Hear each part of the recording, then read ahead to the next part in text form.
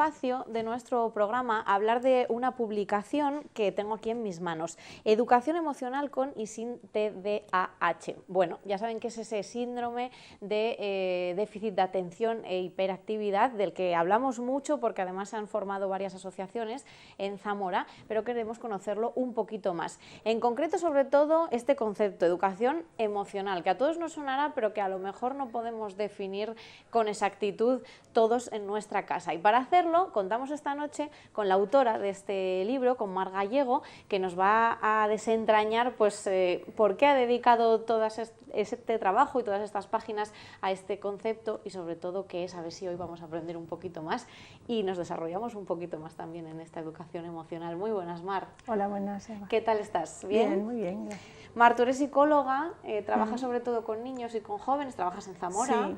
Y además, bueno, has participado en muchos proyectos de investigación, etcétera, y acabas de publicar este libro. Sí. Si te parece, empezamos definiendo qué es esto de la educación emocional, que sí nos suena, pero a lo mejor no podemos definirlo exactamente. ¿Qué es la educación emocional? Bueno, pues la educación emocional sí que tiene un concepto, digamos, independiente o puntual con respecto a la educación más genérica o más global. Educación emocional se refiere a la educación de nuestras emociones en el sentido de aprender a gestionarlas, aprender a relacionarnos con nuestro mundo interior y con el mundo exterior sin desbordarnos y sabiendo actuar con regularidad, por decirlo de alguna manera, regulando nuestra experiencia emocional, nuestra respuesta emocional. Eso es estar educados emocionalmente. Que suponemos que, bueno, todos de una manera o de otra lo hemos aprendido, ¿no?, a lo largo de nuestras experiencias personales, unas veces con mayor éxito y otras con menos, supongo. Sí, bueno, la cuestión es que se da por hecho que las emociones las aprendemos a manejar, pero la realidad es que no, porque de hecho hay muchos problemas que se nos plantean frente al estrés, frente a la ansiedad o distintas situaciones que nos desbordan a lo largo de la vida y que nos plantean habilidades de educación emocional que de forma natural no tenemos. Por eso necesitamos ser educados emocionalmente. Estrés, ansiedad, bueno, esto yo creo que a muchos nos va a sonar entre los adultos y esto también se aprende, ¿no? Aunque seamos adultos ya, esto se aprende a gestionar. Por supuesto, sí, sí. Pero además no es un concepto solo de adultos, ¿eh? Los niños también padecen estrés y ansiedad, lamentablemente. De hecho, el libro supongo que va enfocado a los pequeños, ¿o es para todos? A los pequeños y a los mayores que tienen que educarles, porque si tú no tienes esas habilidades, esas capacidades, no puedes transmitirlo, no puedes transmitir aquello que tú no manejas y que tú no dominas. Entonces, también los padres en muchas situaciones se ven desbordados por las situaciones y no cuentan con las estrategias adecuadas para abordar adecuadamente la educación en este sentido de sus hijos. Si no desarrollan estrategias de autorregulación emocional, no presentan un modelo adecuado para sus hijos tampoco. Entonces, todo esto es un continuo, es una rueda que al final acaba teniendo resultados negativos y se puede generar un ambiente tóxico en el hogar que se puede prevenir y abordar desde esta educación emocional para evitar que haya este tipo de problemas. Es decir, como siempre comentamos, los niños son esponjas, así que chupan todo lo que ven en casa y se lo van quedando. Si nosotros no sabemos gestionarlo y además también ponerlo en práctica, pues malamente ellos lo van a adquirir de forma correcta o van a aprender a gestionar sus emociones cuando están tristes, cuando están estresados, cuando están eufóricos, etcétera. Hay una frase que destacáis en el libro de explicación y que es un poquito el pilar, ¿no?, sobre el que pivota la publicación. El niño necesita que sus sentimientos sean entendidos antes que entrenados. Esto es para empezar, ¿no?, el inicio. Sí, bueno, esa es una frase que destacó el prologuista Rafael Vizquerra, que es un experto en educación emocional, un profesor de la Universidad de Barcelona. Y la verdad que bueno, pues el lenguaje cuando escribes es como más elaborado, más filosófico y surgió esta frase que al final pues compendia un poco lo que yo quiero transmitir en el libro. Muchas veces queremos llegar a las soluciones, queremos ayudar a los niños dando ya la respuesta, queremos zanjar el asunto. Y requiere ir al origen, el origen que está provocando ese tipo de comportamiento, ese tipo de respuesta. El origen siempre tiene un componente emocional, un componente afectivo. El niño tiene una reacción ante un estímulo, ante una vivencia y por eso tiene un comportamiento. Si no vamos al origen de lo que está provocando esa reacción en el niño, no lo vamos a poder corregir. Iremos a corregir de formas inadecuadas, con un castigo de no te muevas, no hagas esto. De hecho, hay un capítulo en el libro que dice, niño, no hagas esto, ¿y qué hago? Que es algo que se hace muchas veces, ¿no? Niño, no hagas esto, ¿y qué hago? Es que el niño muchas veces no sabe qué respuesta es la que tiene que dar, ¿no? Y los adultos, educadores y padres, tenemos que ayudarles a veces a promover esa respuesta, porque a veces damos por sentado que los niños tienen muchas habilidades que no tienen por madurez, y nos engaña al ver que son muy espabilados en otras áreas o que se desenvuelven con soltura en muchas actividades. Sin embargo, en el campo afectivo, a veces en el campo emocional, no van a darnos la respuesta que nosotros les exigimos simplemente porque no han desarrollado esas capacidades. Claro, no tienen ese rodaje, ¿no? Que nosotros ya nos hemos olvidado de que tampoco lo tendríamos cuando teníamos su edad. Ir al origen, ¿cómo hacemos eso? Porque se estarán preguntando muchos padres en casa. Vale, muy bien, pero ¿cómo lo descubrimos? ¿Cómo hacemos? ¿Cuál es el mecanismo, las fórmulas para llegar a ese origen? Claro, bueno, pues muchas veces es un ejercicio de observación al que no estamos acostumbrados, y es ¿qué está pasando? ¿Cuáles son las situaciones en las que mi hijo se está portando mal y por qué se está portando mal? ¿Qué está pasando? ¿Qué puedo hacer yo? ¿Cómo puedo intervenir para evitar que esta situación se dé?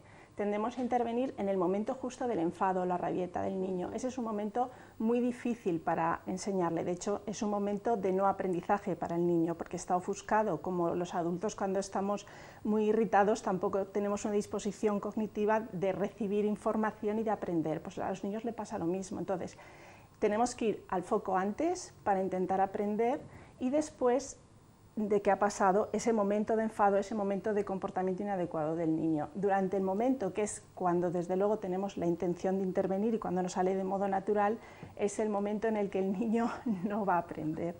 Entonces ahí, pues claro, requieres, por eso un tercio del libro está dando estrategias que están probadas empíricamente para que los padres puedan intervenir y sepan un poco seguirse por un método, ¿no? Porque realmente en muchas situaciones no sabemos cómo abordarlas. Si tienes un sistema es más fácil, te sigues a él y también permite que tú tengas una referencia de control personal, no te expones a la situación del momento, a lo que te salga. Claro. Y entonces es más sencillo si sigues unas pautas cuando quieres hacerlo bien y hay algo que te preocupa que quieras corregir concretamente. Es decir, para buscar ese origen, repetimos que el momento de la rabieta, del enfado, es el peor momento para buscar nada, ni soluciones, ni ese origen de dónde viene esa rabieta o ese momento. Antes sí, después también, con esos mecanismos que nos propones en el libro, para seguir, llegar a ese foco. ¿Y después qué? ¿Después qué es lo que hay que hacer, Mar? Porque lo encontramos y decimos, sí, vale, está reaccionando así porque le pasa esto. Sí. Estos son sus sentimientos. Claro, bueno, la educación emocional, como cualquier otro tipo de educación, no es una píldora mágica, ¿vale? Requiere una constancia y no tiene una fecha de graduación, sino que hay que irla madurando a lo largo de la vida, de las experiencias que vivimos y de los ciclos vitales. O sea, no educamos al niño emocionalmente y se acabó, o al adolescente y se acabó. Tenemos que ser educados emocionalmente a lo largo de la vida, porque constantemente tenemos que estar afrontando situaciones que están jugando con nuestras emociones. Entonces tenemos que estar habilitados. Para ello también hay que desarrollar estrategias de relajación, estrategias de conocerse a uno mismo también, para autorregularse, y todo esto es necesario para dar respuestas adecuadas con el entorno. No vale con ese momento solo, ¿vale? Es una actitud ante la vida realmente, es cómo quiero ser y qué estrategias puedo adoptar para sacar lo mejor de mí mismo, para sentirme mejor y también relacionarme con los demás en unas situaciones adecuadas. O sea, por todo lo que estás contando, Mar, casi que la escuela es para nosotros, para los adultos, y después aplicándola a los pequeños, pero... Necesariamente, es que de otro empezamos modo, por nosotros. De otro modo no a nadie se le ocurre enseñar a cocinar a su hijo si él no sabe. Entonces, muchas veces damos por sentado que las cuestiones naturales, la biología nos otorga el privilegio de ser padres y ya sabemos ser padres. Y muchas veces, aunque suene un poco chocante, necesitamos aprender a ser padres también. Aquí hay que hacer un acto de evaluación y de reflexión Y a lo mejor eres un buen padre, pero hay cosas en las que puedes mejorar, sobre todo a la hora de ayudar a tu hijo, sobre todo si son hijos que tienen, digamos, necesidades especiales frente a niños con un comportamiento estándar, ¿vale? Estándar quiero decir, pues niños que a lo mejor se sujetan mejor a las normas o tienen un comportamiento más regular. Hay niños que son más sensibles emocionalmente y son más reactivos. Ante esas situaciones los padres también necesitan prepararse con más intensidad, porque las respuestas de sus hijos sobrepasan la respuesta que él puede dar. Claro, entonces, y que conoce hasta ahora. Y que ¿no? conoce. Entonces, los métodos de crianza tradicionales o lo que él esperaba o lo que él ha conocido con otro de sus hijos, va a ver que no le funciona y va a tener que prepararse especialmente para dar una respuesta eficiente a su hijo. Los padres somos el apoyo fundamental en los niños y tenemos la obligación de estar en las mejores condiciones para dar la respuesta que ellos requieren de nosotros. Necesitamos aprender a ser padres. Esa frase yo creo que lo define muchas cosas, ¿no? Es verdad, es lo más importante que seguramente vayamos a hacer en la vida, pues sí. Y es precisamente para lo único que no te preparan en una escuela con un título, no tienes, tienes que hacerlo tú por tu cuenta y es tu responsabilidad hacerlo y mejorar, por supuesto. Y eso, luego cada caso, cada hijo es distinto y pueden darse situaciones muy diferentes, incluso pues decías niños con más sensibilidad emocional o en el caso, el libro lo trata con o sin TDA. Este es otro de los temas que además yo creo que últimamente lo escuchamos más porque se empieza a diagnosticar, ¿no? No es que no existiera antes, sino que ahora se habla de ese déficit de atención y de hiperactividad. Sí, bueno, el TDAH está como fondo del libro. El título Educación emocional con y sin TDAH precisamente está orientado a que es necesaria la educación emocional, siempre, tanto si hay TDAH como si no, y también que se dan instrucciones para niños que no tienen TDAH. En este sentido, el TDAH es un objetivo fundamental dentro de la educación emocional, puesto que uno de los síntomas que acompañan al TDAH es la falta de regulación emocional en el sentido de controlar los impulsos, ¿vale? Una de las características principales es la impulsividad, entonces esa impulsividad muchas veces lleva a confrontaciones en la relación, a una falta de entendimiento mutuo también con el entorno, con el ambiente, y el niño necesita desarrollar habilidades especiales de regulación, ¿vale? Porque está condicionado por los síntomas, por los rasgos del trastorno, está condicionada su respuesta. Entonces, si no recibe un apoyo externo para poder regular esta respuesta, el niño no va a ser capaz. Le vamos a estar exigiendo algo que él de natural no puede dar. Es una respuesta imposible. Va a ser muy hábil en otro tipo de respuestas, pero aquí va a necesitar un apoyo especial. Por eso son niños a veces con necesidades especiales que requieren padres también con habilidades especiales. Padres y profesores, o sea, todos los profesores y otros educadores de su entorno. Si sabemos dar una respuesta adecuada, esos problemas que van a presentar los niños con TDAH o con otros rasgos similares se van a aminorar, ¿vale? Porque muchas veces estas respuestas que se salen, digamos, del niño más tranquilo, se van a dar porque el entorno es muy estresante para ellos. Se tienen que enfrentar a un entorno que va a pedir o va a ofrecer un tipo de enseñanza, un tipo de ambiente al que se tienen que adaptar todos los niños por igual. Y no todos los niños van a poder dar la misma respuesta. No solo le pasa a los niños con TDAH, otro tipo de niños también.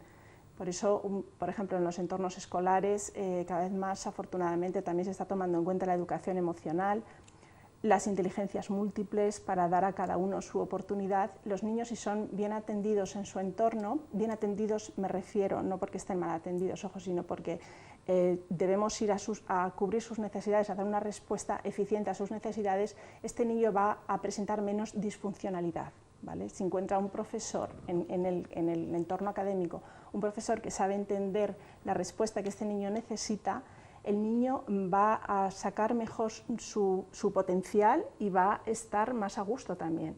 Si no, va a estar muy estresado y emocionalmente va a dar una respuesta negativa que va a repercutir en su comportamiento, en su aprendizaje y en toda su respuesta de interacción con el medio. Sí, necesita esa mano, ¿no?, que tire de él, sí, o una pata en la que apoyarse para él después empezar a funcionar. Sí, apoyos directamente, sí. Y supongo que es muy importante, decíamos, educadores de su entorno, no solo profesores, educadores en general, padres todos trabajando en coordinación, ¿no? Porque cada parte es distinta, Sí, lo que sí. vives en la escuela con lo que se vive después en casa. Sí, eso es lo ideal. El libro también trata un apartado de escuela precisamente para eso, porque la necesidad de una colaboración en familia-escuela es conveniente en todos los casos. En el caso de niños que tienen unas necesidades de atención educativa especiales, es casi una obligación, porque de otro modo no solamente va a salir perjudicado el niño, que sería el agente que va a unir esos dos entornos de respuesta, ¿no?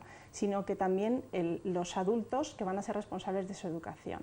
Si todos estamos trabajando en equipo, el niño va a estar más a gusto y también los adultos, todo el mundo gana, porque el docente va a estar más relajado, más tranquilo, va a tener apoyo en casa, va a tener una respuesta por parte de los padres se van a sentir respaldados, van a saber que su hijo también en el colegio está siendo bien atendido, o sea, claro. Es un triángulo que hay que formar para tener una conjunción perfecta y que todo el mundo esté a gusto. No vamos a pensar solamente que es el niño sí es el agente sobre el que va a recaer la educación, pero salimos beneficiados todos. Si el niño está bien, todos podemos estar bien. Claro que sí. Mar, cuando hablamos de que es una filosofía de vida, es un trabajo muy, muy largo, constante, en el que hay que trabajar día a día, pero existen esos momentos de crisis, esos momentos de rabietas. Claro. ¿Qué hacer en esos momentos? ¿Cuál es la respuesta a esos momentos para que dejen de existir la crisis y podamos ya calmarnos? Claro, que deje de existir la crisis es un poco utópico, ¿no? Siempre la va a haber, pero en ese momento, bueno, que pare, ¿no? Efectivamente, es un poco utópico, sobre todo a determinadas edades son como normales, ¿no? Las rabietas de los niños más pequeños o a lo mejor un poco las salidas de tono ya en la adolescencia, ¿no? En ese momento de la crisis, la intervención es calmar la situación, ¿vale? No intentar enseñar. Avivar y... Eso es, y no intentar dar muchas instrucciones porque el niño no nos va a escuchar, no va a aprender nada y lo único que vamos a hacer muchas veces es caldear más el ambiente, ¿vale? Entonces, intentar calmar la situación, esperar un poquito que se pase y después ya sí, hablamos de lo que ha pasado, intentamos desarrollar estrategias de relajación, de respiración, para saber, razonamos con el niño qué ha podido pasar, cómo podemos hacerlo de otra vez, implicar al niño, no solamente se trata de decirle lo que tiene que hacer y lo que no tiene que hacer, es que fundamental, se va dando cuenta él también, eso, ¿no? Es que el Uh-huh. niño tenga un desarrollo en este sentido para que sea una parte activa de ese proceso, no es simplemente por muy pequeño que sea, claro, dependiendo de la edad del niño también podemos tener un razonamiento con él más maduro o menos, pero al niño siempre hay que intentar involucrarlo con respecto a su edad para que él participe y también se haga más consciente de qué pasó ahí y qué puede hacer él para intervenir. No culpabilizarlo, ¿vale? Uh-huh. Porque muchas veces los niños, repito, están desbordados, están muy estresados también porque tienen unas agendas es verdad. dignas de un ministro. Uh-huh. Entonces muchas veces están muy estresados, los padres también estamos estresados y ahí se produce un choque, que llegamos en distintos modos a casa y se produce un choque en el hogar que nos conduce a todos al malestar, ¿no? Entonces hay que saber entender, hay que saber apaciguarse, los niños y los padres, ¿vale? Y entonces cuando nos hemos apaciguado ya podemos empezar a andar y podemos empezar a trabajar fuera de esas crisis, ¿vale? Que es lo importante, educar emocionalmente durante todo el tiempo que también estamos en calma, porque si educamos emocionalmente todo ese tiempo, si nosotros nos educamos y lo hacemos con nuestros hijos, superaremos mejor esas situaciones de crisis cuando tengan que venir. Claro, y nosotros mismos, las nuestras. Mar, muchísimas gracias, muy interesante todo lo que nos has contado. Yo creo que podríamos estar hablando muchísimo tiempo porque seguro que en casa tienen un montón de preguntas, pero seguro que la gran mayoría de ellas están respondidas aquí en este libro, Educación emocional con y sin TDA, de Mar Gallego, que supongo que lo encontramos en las librerías. Sí, de Zamora, en cualquier ¿no? librería, sí, claro. Mar, pues muchísimas gracias por acompañarnos. A ti. Nos quedamos con él y con todos estos consejos que nos has dado. Gracias. Gracias. Muy bien. Es que